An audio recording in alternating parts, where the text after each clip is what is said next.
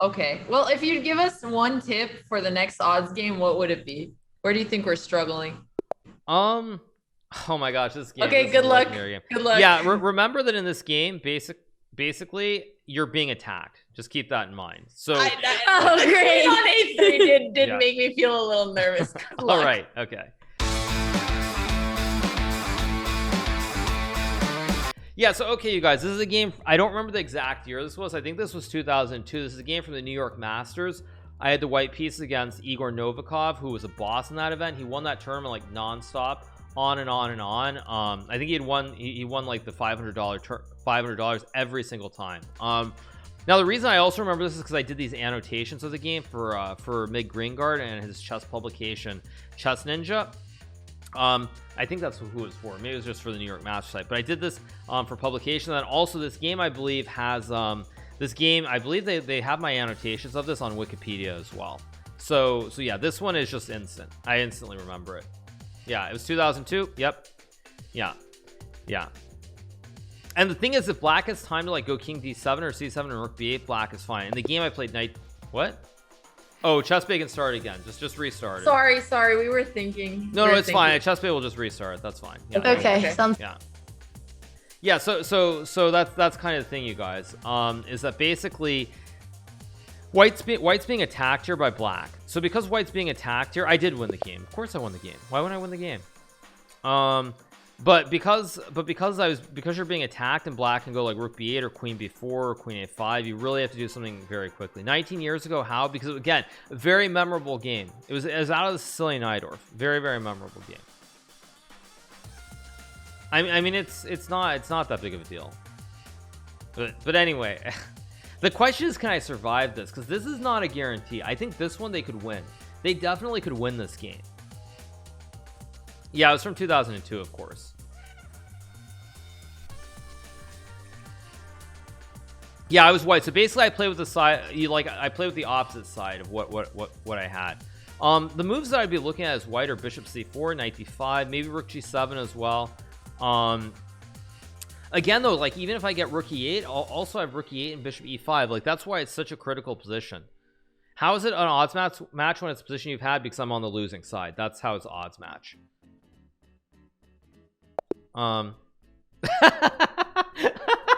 Okay. I'm so sorry. It's so hard. We'll be fast. It's okay. We'll No, it's all good. It's all good. It's all good. No worries. Oh no. Okay. Okay, you guys. Take three.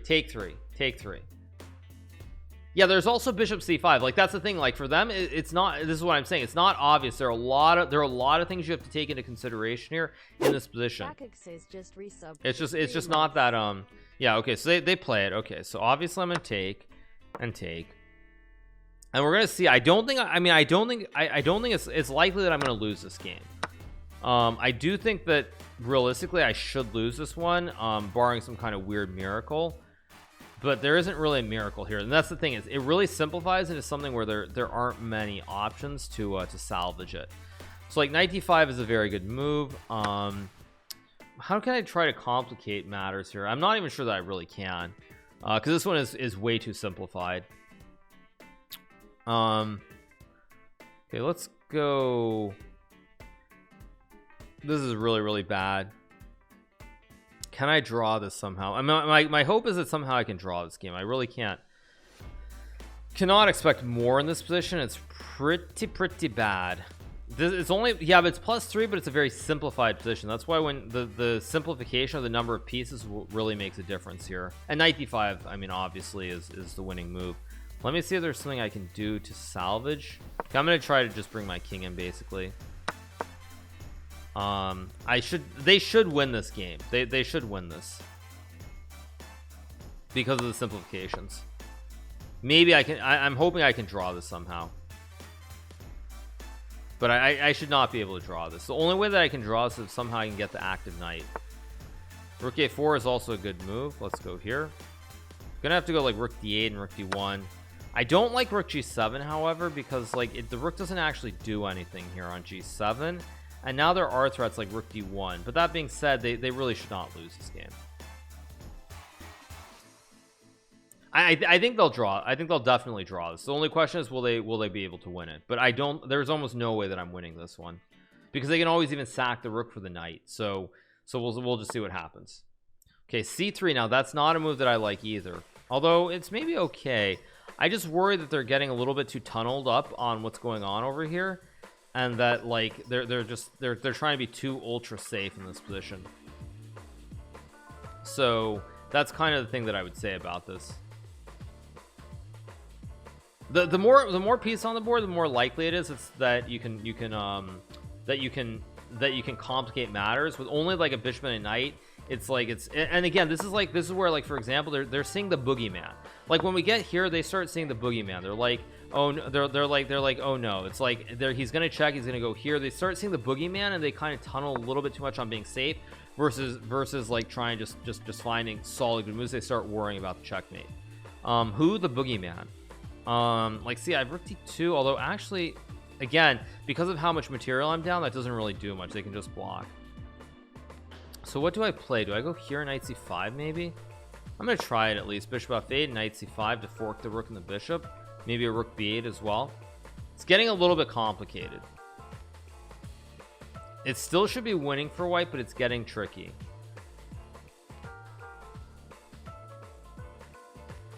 Yeah, the boogeyman. Okay, so they go there, and this is what I'm saying. Like, now it gets kind of scary. There's knight c5. I mean, oh, they've got rook d4, which I missed. Yeah, rook d4 is actually a very strong move. They should see it. Although I still have rook b8 and rook b3. It's still tricky. Probably I should have just gone rook b8 right away. Of course, everything is winning. John Wick is not the boogeyman. Was this a classical match? No, this was a game 30 match at the not New York, sorry, at the Marshall Chess Club in Manhattan, New York. So I mean, I don't even remember what I think when I went knight d5, I think Novikov just traded. Rook c4 is a good move. I guess I go here maybe to stabilize somehow, try to go rook b8. They should win this one. I feel pretty confident if they find the next move, they will win this game. Would I win this position as white versus Stockfish? Yes, because of the simplification. The lack of material on the board makes it much easier to draw. Or not draw, to win, sorry. Bishop c2 is a very good move. Okay, let's go check. Okay, the king a2 is a little bit dubious. This was after 9/11. Yes, this was in 2002. This, I don't remember. I feel like this was summer 2002, although I'm not honestly sure when it was, but I feel like it was summer, if I'm not mistaken. Let's go check. Again, this position obviously is losing for me. The only thing I can do is somehow try to salvage it, which I can't really. It's just that bad. Or is it? Maybe I can go check. Bleh. Yeah, this is just bad. Too bad. Too bad. I can go bishop f8. Just resubbed for 6 months. This is just really bad. Not much more to be said. It's just a bad position. Let's go here. Go flag. They have 2 minutes. The flag is really, yeah, rook g4, also a very good move. The simplification is what kind of changes the whole scenario. When the position is too simplified, the thought process or the number of moves, just, it doesn't happen. Yeah, rook g4 is good though. Very good move. They should win this game now. I feel pretty confident they'll win this one. Let's go here and here. Because there really should not be any way for me to survive this. Okay, I go here. Actually, why? I could have gone back. That would have been, then rook h8. Probably doesn't matter that much. Oh, is there a forced checkmate? There's just a forced checkmate pattern. They should see it. Yeah, there's a forced checkmate. Nice. I can go king d6, but this one's just losing. Basically, once you see knight takes d5, like, it rips the whole structure open. Yep, and bishop d1. Yep. They should see it. Puzzle rush. Also, they have to be careful because bishop h6 is game over, actually. They better find the mate, because otherwise if I get bishop h6, they just lose. Oh, I should have gone king e1 maybe. King e1 would have avoided the forced mate. Okay, now they see it, right? Oh no, they don't see it. That was just mate in 2. Bishop d1 and rook e3, or rook g1. Actually, if they go rook f5, is that a I think if they go rook f5 check, it's a threefold. If they go back seeing the checkmate now, I think it's a threefold. Okay, so I go bishop d1. I mean, the funny thing is, even though they played the wrong order, I still don't really have a way to stop the checkmate here. I don't think. I literally don't have a good way to stop the mate besides knight b3. Or wait, no, I can check. No, but then they still have rook g1 mate at the end. Yeah, this is actually, this one is probably the simplest one out of them all. They should win. Let me just see if I can find some way to complicate. They only have 46 seconds, so I realize. They have no time. No, the fork they take. Okay, but see, king c2 is not best either. Now it's going to get messy because I get rook d7. I just have to go fast here.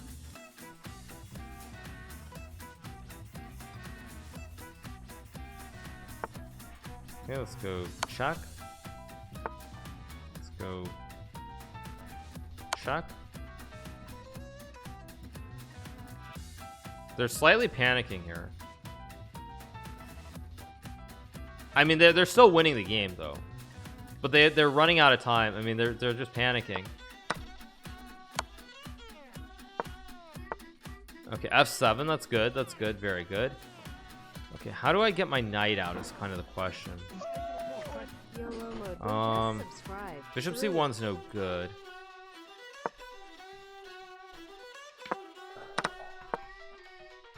Let's see if I can get my knight out. They're gonna too scared. We were too scared with 12 seconds. Did you guys didn't see the mate? Hikaru, do you think we saw the mate? We saw the mate. No, but I mean, did you see it after is what I mean, or did you realize? That's what I meant. There was a mate. Yeah, there's when you check the king down to e2, you have bishop d1.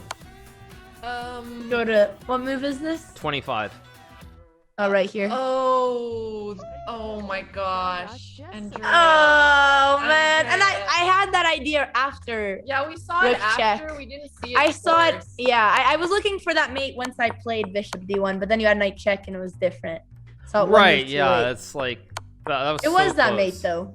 We did see it, just one move too late when it didn't work. Yeah, that's Right, what we were well- trying to prepare. Yeah, I was worried that you might see it actually, and you might realize after you had already repeated that you might go rook f5 and then realize you had it, but then it would have been threefold after king e2. Like I thought you might see bishop d1 in that moment after king f2. but- Oh, Yeah, we were just trying to gain time, but we shouldn't have done it so much. We should have just thought in a position where it's so close to mate and used our time here instead of panicking and yelling. yeah, we were just panicking.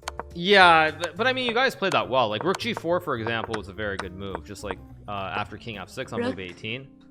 Oh, yeah, rook g4. Nice, Alex. Thanks, Andrea. And of course, knight d5 was the best move. That's what I played in the game. So that made a lot of sense. Yeah. too. So what was this game from the start? This was out of a Sicilian Najdorf.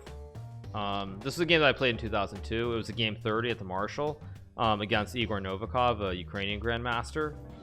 And I don't remember the exact game, although it is on Wikipedia, so I could check it very, very quickly. But basically, it was a very complicated middle game, and I think he sacrificed an exchange to try and attack on the queen side, but then I was able to sort of defend, and I found this knight takes d5 move here, which solved all my problems on the spot. If you didn't play knight takes d5, is it fine for black? I think black might even be better because the problem is there's rook e8 and there's also like queen b4. There are too many moves here. So I think knight takes d5 is the only move, but it's like a puzzle. It's a total puzzle. Yeah. Puzzle. Andrea actually solved this. I mean, we did take 2 extra minutes. We kept the board. And knight d5 was the only move I could even consider, because otherwise they're just directly attacking us. Those are only counterplay. Yeah, exactly. I guess we feel like it's a puzzle, so it forces us to think of that kind of move. Right. Yeah, I think when you look at the position, you see how open the white king is, and you like the material advantage. It's like very temporary. Like if I get that king out and I bring the rook to b8 or rook to e8, there's gonna be a lot of counterplay, especially with the bishop going to e5 or queen b4. There's just too much play. Exactly. So that's why knight d5 is the correct move, and it just the whole position falls apart for black. That's actually why we kept taking so long, because every other move looks so bad, so we just had to then realize it was this tactic. Yeah, I think the only other move you could consider if you're just like trying to do candidate moves is bishop takes c4. Maybe that's the only other move that makes some kind of sense. But even just pawn takes bishop and the bishop on d6 is guarded. So You kind of are forced to find knight to d5. Yeah, I looked at for a second at rook takes c4 with queen b6, but then I was like, okay, that's obviously losing. So right, yeah. So I mean, I think it's a forced move. And once you find it, the rest of the game is pretty easy. So yeah, no, it was good. No, this was a cool one. Finally, at least we got that draw in the end. It would have been so sad to lose this one.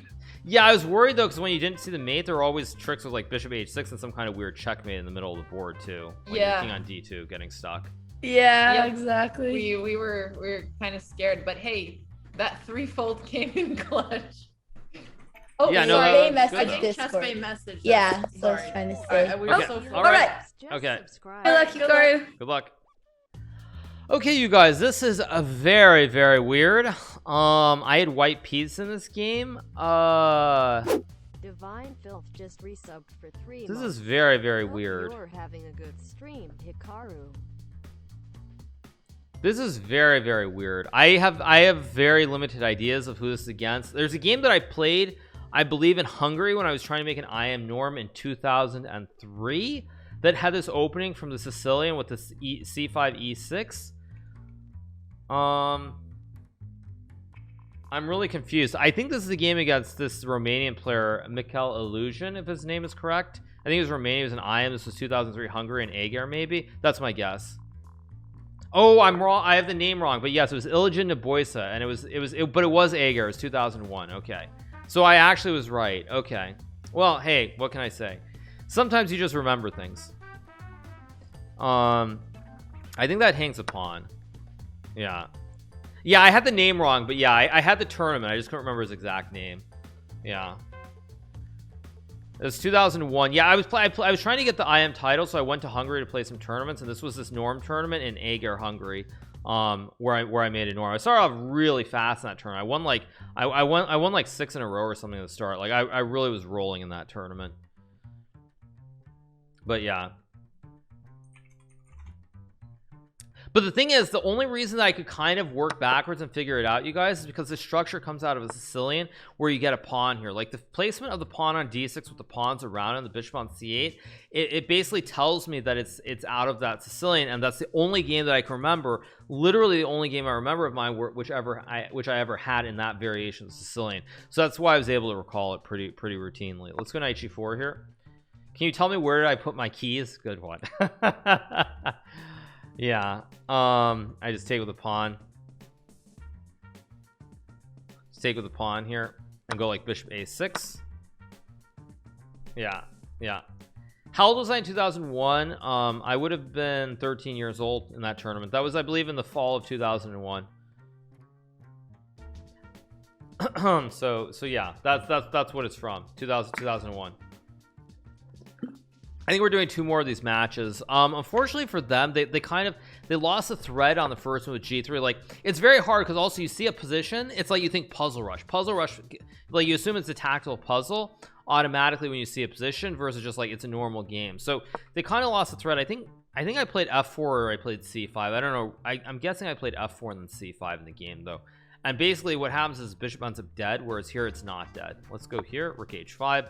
Go over the classic double lift on the H file and make the checkmate on H1. So yeah, I was not an IM yet at that time. I was still a FIDE master. Yeah, I was not an international master yet. Yeah, after G3 it's just bad. Basically I think that they lost the flow. Oh, they have queen E. Oh no, they don't, because now my bishop is skewering them. Rut roast spaghetti-o. This is getting bad. Yeah, this is getting bad. Timur was not in Agar, Hungary in that tournament. No, he wasn't. Yeah, this is pretty rough. Yeah, that was just a rough one. Well, that didn't go well. I think we played g3 too quickly. We were worried the game was gonna abort, and we thought it was some kind of queen trap. But right, I think that's actually really hard because almost all the time when you look at a position, there's always a puzzle. Like someone's not just going to show you a position from a game randomly. Usually there's like a tactical solution there. So yeah, basically what you're supposed to do is just play like f4. I move my knight and go like c5, and what happens is the bishop on c8 is just really bad because all these pawns, the bishop controls a6 and then then the pawns on c5 and d6 stop the bishop from ever coming into the game. Yeah, those were definitely the most natural moves. You're already like looking for tricks and thinking there was something. I feel like if we Should've just just played naturally. tactic, although I don't know if we would have seen f4. C5 F4 made was a my lot of first sense. idea. F4 made a lot of okay, so maybe we Yeah, I would've. mean, but I'll tell you the reason c5 probably is not as good is because then I can go f4 with the idea of going f3. I see. And like you probably have to play something like f3, and then I can even go like rook f5 and rook g5, and I'm getting a big attack here on the king side, and the knight's actually just, it's not an outpost, but the knight can't be removed from e5 because you can't push that pawn to f4. Yeah, I mean, once you point it out, it's very obvious, but when we were just thrown the position, I think it was hard. Right, of course. And it's like I was actually able to remember this game pretty easily because this structure with the pawn on d6 and the pawns are like on e6, d7, c6 with that white pawn on d6, it really only can occur from one opening, which is a Sicilian with e4, c5, knight f3, knight c6, d4 takes, knight f6, knight c3, e6, and then you trade on c6, b6, e5, knight d5, knight e4. Yeah, I think our chat got all of that. So you said it maybe a little too slowly. Yeah, so that's like the only opening it can come from, and so that's kind of why I was able to remember the game pretty easily. Well, I feel bad for your opponent in this position. I feel like playing against the GM with the black side of the pieces, you're just kind of getting slowly squeezed. Yeah, I mean that's why normally in that opening you try to play like c5 as fast as you can so that your bishop so that your bishop basically can go to b7. That makes sense. Yeah, this is a good strategic lesson. Yeah, here. this is She's a really played it nice naturally. one. Where it's crazy because you don't think white can be so much better in just 2 moves until you see those. Right, exactly. Yeah, it's like it's just one of those. There's only one advantage, which is the bishop on c8. That's the only advantage.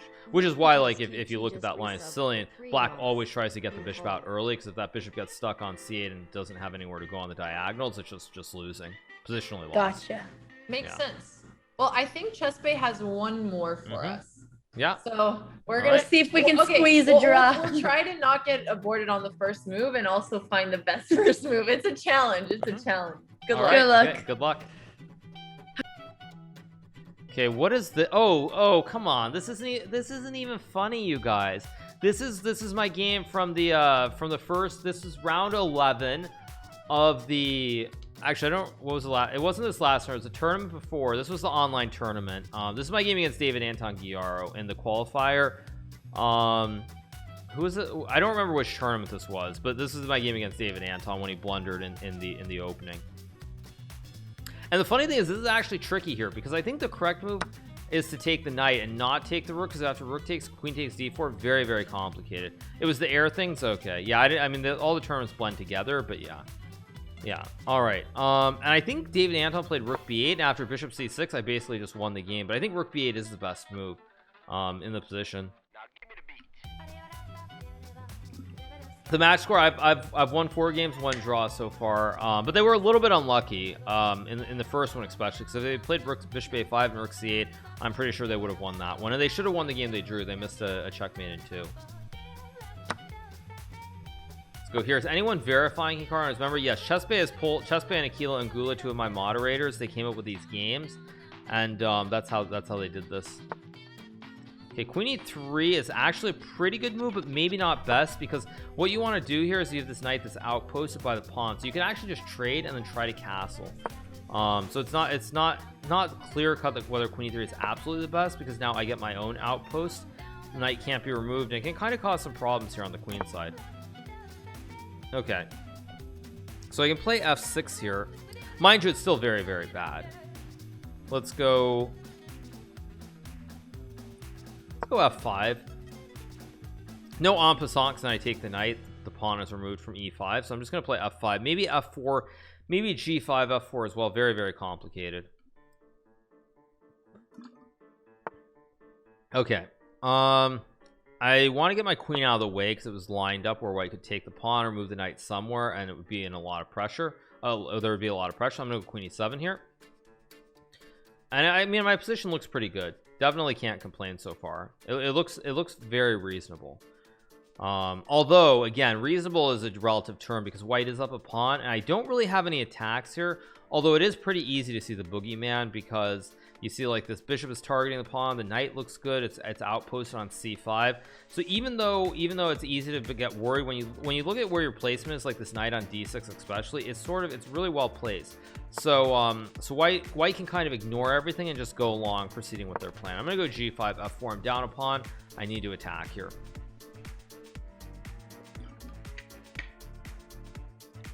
How is this even remotely winnable? This one, I don't know if it's winnable, but without blunders, they should, because of the placement again, the texture and the nature of it being a closed position, they should be able to at least draw it. So that's what I would say about this position.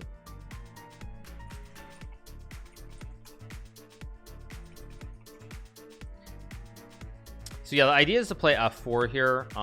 Next move, I'm gonna do some analysis after this, by the way, you guys. After this match, I'll analyze the games as well.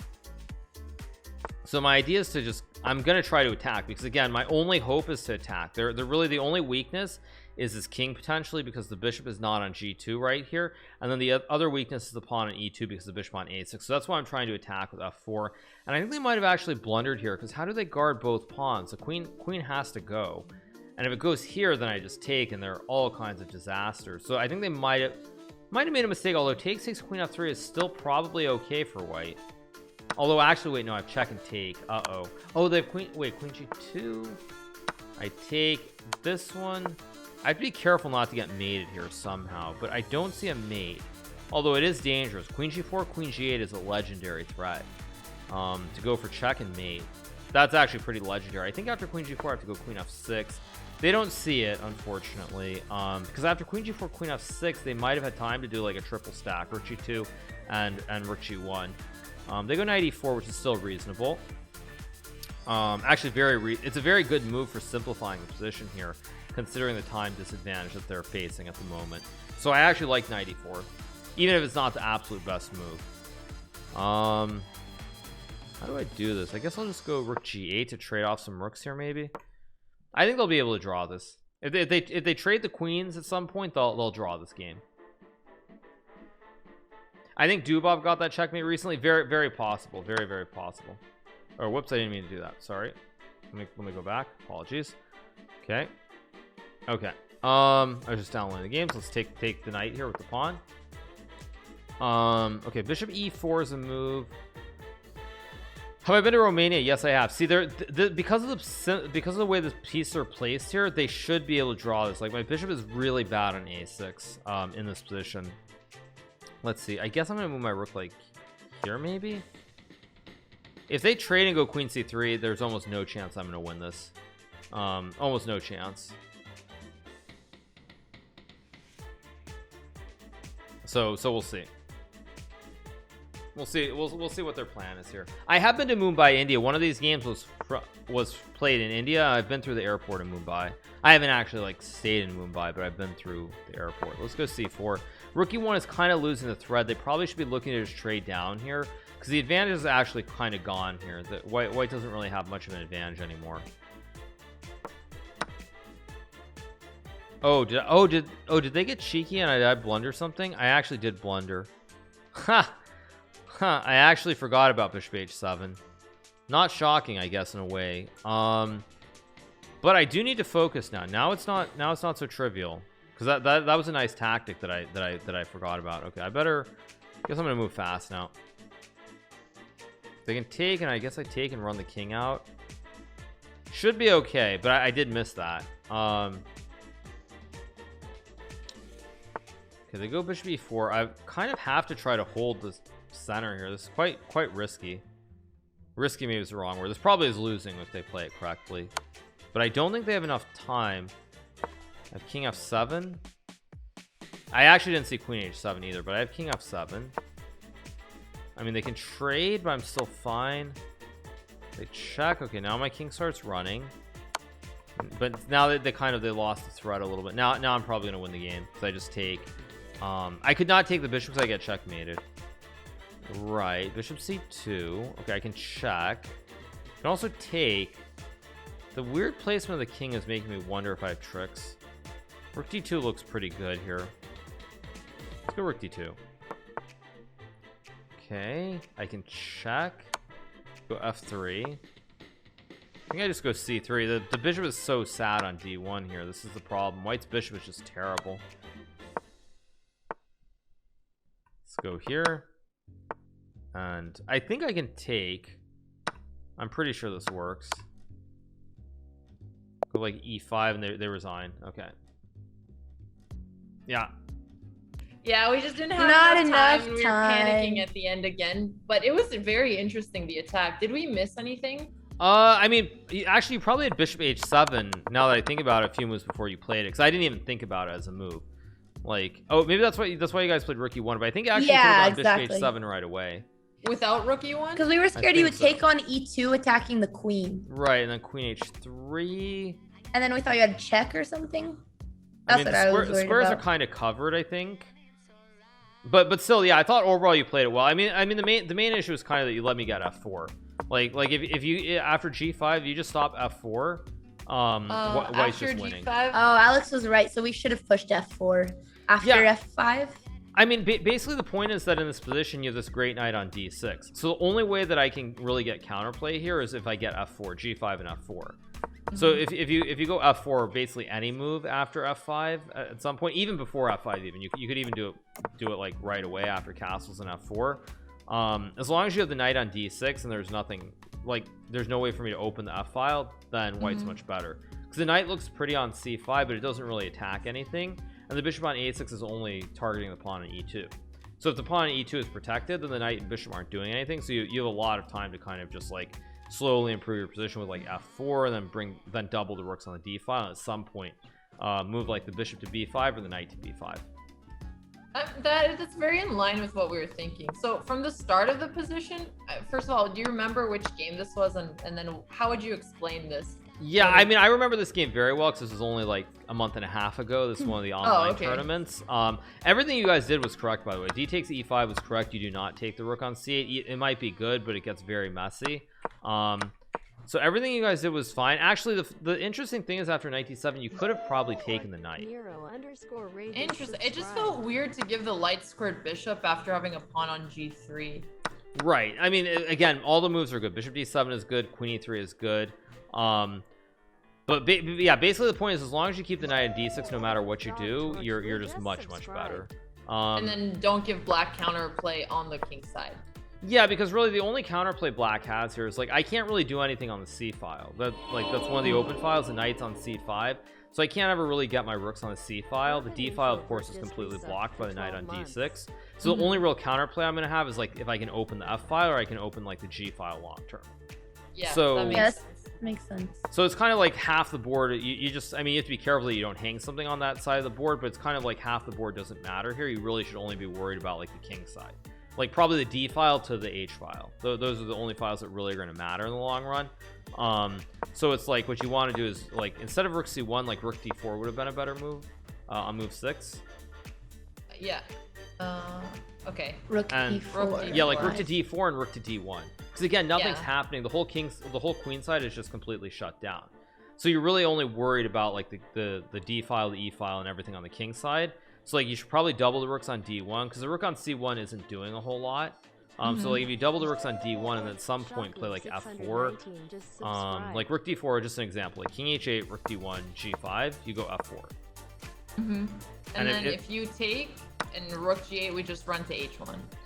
Yeah, you can do that. You could also even just take with the rook on f4 here and then put your rook on h4 to attack towards the king. Okay. That makes sense. But basically, even if you play gf4, rook g8, king h1, there isn't really a big threat for black in the position. So again, you can always go like rook g1 and trade the rooks. Yeah.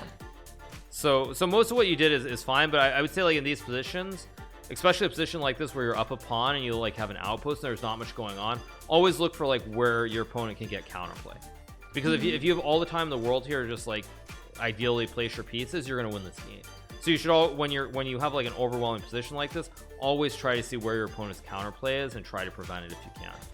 I think that's pretty good practical advice. And I think if we had a little bit more time, we would have figured out a plan like that, because we spent so much time debating playing something like f4, and then kind of overthought it and just played fast to not lose on time. But Right. that's good. I think this is actually a really good study position. Yeah, these are very great instructional games. Yeah, thank you and Chessbay for organizing Thank this. We you, babe. appreciate it. Thanks, No Hikaru. problem. Yeah, that was a lot of fun, and yeah, we should do it again. Do that or do other Yeah. odds sometime soon. Yes, We'd yes. love We're to. gonna take that draw. Yeah, we Should've been a squeezed win. one draw. That's true. Maybe Yeah. Made in maybe two, we'll but title it we drew Hikaru with like this starting position just to clickbait. Not kidding. Right? Exactly. Yeah. No, Yeah. that was great. Oh. so these were great games, and I definitely learned some things here. So thanks, Hikaru. Yeah, no Appreciate problem. it. I enjoy it. Yeah, have a great rest of your stream. Have a and good keep stream. doing what you're doing. All right, you too. Bye. See you guys. Bye.